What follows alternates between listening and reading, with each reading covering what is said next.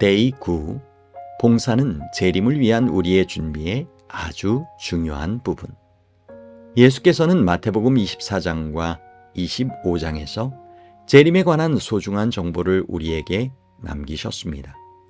그분은 먼저 징조들을 말씀하셨고 그 후에 그분께서 오시는 광경에 대해 말씀하셨습니다. 예수님은 우리에게 그분의 재림의 징조들을 알려주셨지만 그 일은 밤의 도둑처럼 예기치 않게 찾아오게 될 것입니다. 이것이 진실이기 때문에 예수님은 이러므로 너희도 준비하고 있으라. 생각하지 않은 때에 인자가 오리라고 말씀하셨습니다. 다음으로 예수님은 조금도 방심하지 않고 예비하고 있는 것이 어떤 의미인지 다른 비유들로 설명하셨습니다.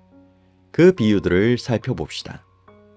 청지기가 할 수 있는 두 가지 행동. 마태복음 24장 45절에서 51절 내용. 한 청지기가 주인이 없는 동안 다른 종업원들을 보살피는 임무를 맡았다고 가정해 봅시다.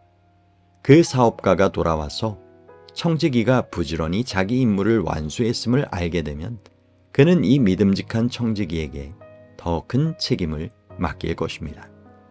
그러나 그 청지기가 책임감이 없고 주인이 돌아올 때까지 시간이 많다고 생각하여 일은 제쳐두고 수많은 잔치와 술자리를 열었다면 주인이 돌아왔을 때 청지기는 깜짝 놀라게 될 것입니다. 주인은 이 청지기를 벌하게 될 것입니다. 이 비유를 통하여 예수께서는 우리가 하나님께서 우리에게 주신 직무를 수행하는 것이 중요하다는 것을 보여주십니다. 직무를 수행함으로 우리는 재림에 대해 준비할 수 있는 것입니다. 두 그룹의 처녀. 마태복음 25장 1절에서 13절 내용. 10명의 처녀가 신랑을 기다리고 있었습니다. 날이 어두워졌기 때문에 그들은 기름 램프를 가지고 있었습니다. 그중 5명은 슬기로워서 등에 넣을 여분의 기름을 챙겼습니다. 나머지 5은 미련하여 여분의 양을 챙기지 않았습니다. 신랑의 도착 시간이 모두가 예상했던 것보다 지체되었습니다. 그들 모두는 피곤하여 잠들었습니다. 신랑이 한밤중에 갑자기 도착하였을 때 미련한 5 처녀는 등을 밝힐 기름이 부족하게 되었습니다. 슬기로운 5 처녀는 신랑과 함께 예식장으로 갔지만 나머지는 기름을 얻으려 애쓰고 있었습니다. 후에 그들이 닫힌 문을 두드려 보았지만 더 이상 출입이 허락되지 않았습니다. 여기에서 예수님은 우리가 예수님의 재림에 대해 진정으로 준비되고자 한다면 성령으로 충만해야 함을 보여주십니다. 여분의 양을 챙기지 않은 사람들은 잃어버린 바 되었습니다. 위탁받은 돈의 관리. 마태복음 25장 14절에서 30절 내용. 한 사업가가 여행을 가고 싶어 했고 그동안 자기 재산을 맡기기 위해 직원들을 불러 모았습니다. 그가 없는 동안 각 직원들은 그들이 맡은 재정을 관리해야 했습니다. 2 직원은 그 재정을 가지고 부지런히 일했지만 한 직원은 아무런 일도 하지 않았습니다. 사업가가 돌아왔을 때 2명의 부지런한 사람들에게는 보상을 주었으나 게으른 사람에게는 벌을 주었습니다.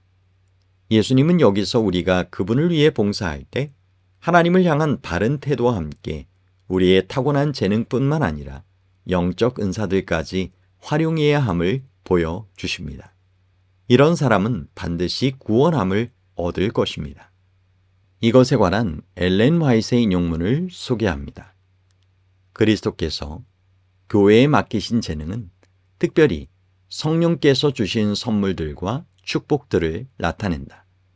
이 재능은 선천적이고 후천적인 것과 관계없이 또 육적인 것과 영적인 것에 관계없이 모든 선물과 재능을 다 포함한다. 이 모든 것은 그리스도를 섬기는 일에 사용되어야 한다. 실물교훈 327쪽. 예수께서 재림하실 때 그분은 목자가 양을 염소와 구별하는 것처럼 사람들을 2 무리로 나누실 것입니다. 그분은 양을 오른편에 놓으십니다. 그들은 형제 사랑을 실천한 사람으로 다른 사람들을 위해 봉사한 사람들입니다. 예수님은 나머지는 왼쪽에 놓으십니다. 그들은 도움이 필요했던 다른 사람들을 돕지 않은 사람들입니다.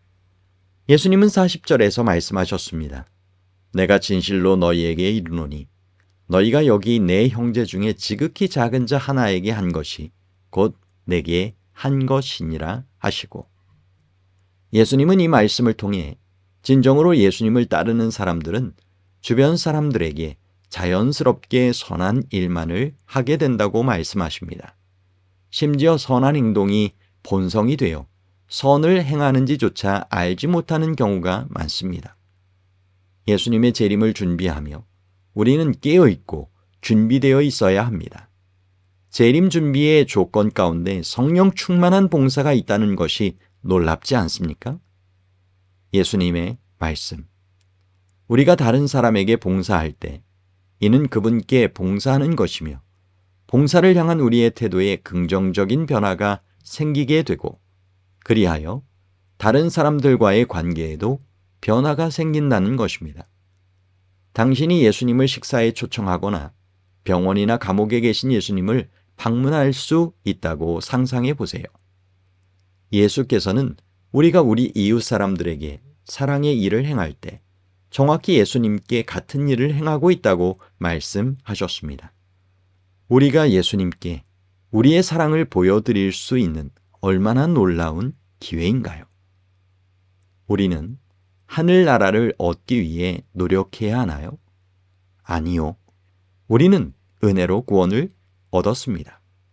너희는 그 은혜에 의하여 믿음으로 말미암아 구원을 받았으니 이것은 너희에게서 난 것이 아니요 하나님의 선물이라.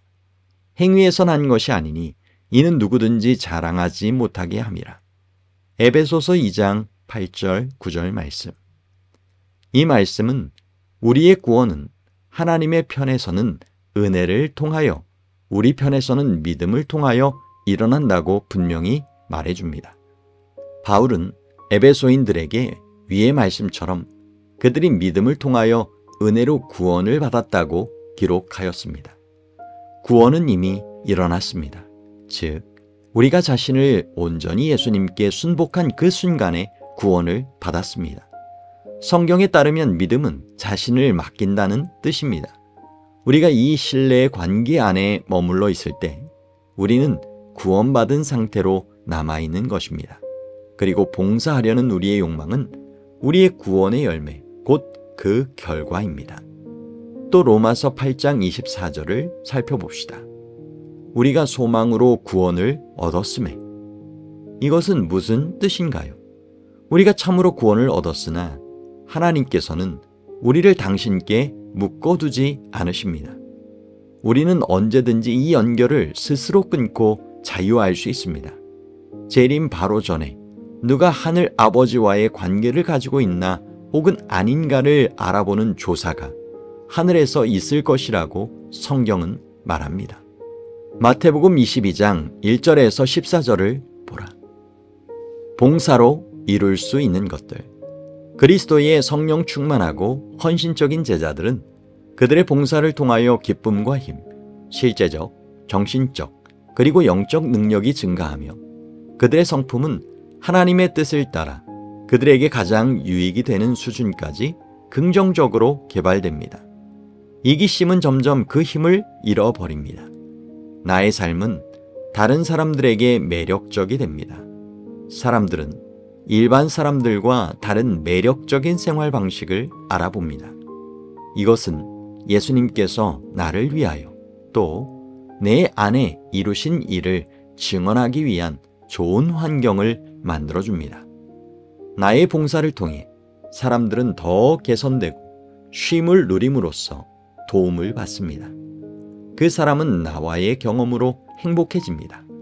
그는 다른 사람에게 일을 전하게 되고 나의 봉사 기회는 자꾸 늘어납니다. 이렇게 하는 것은 나의 믿음이 시들거나 믿음을 잃는 일을 막아줍니다. 그리고 봉사를 받는 사람이 복음의 마음을 열 가능성이 더 커집니다. 이제 우리가 삶의 여러 의문에 맞닥뜨릴 때 우리에게 큰 안정을 줄 수 있는 태도를 살펴보고자 합니다.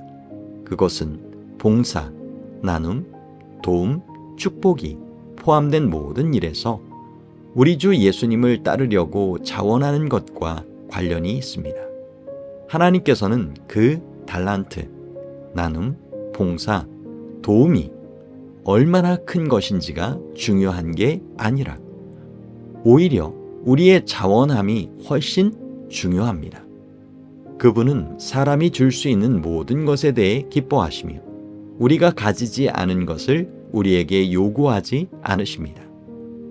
고린도후서 8장 12절 내용 참조.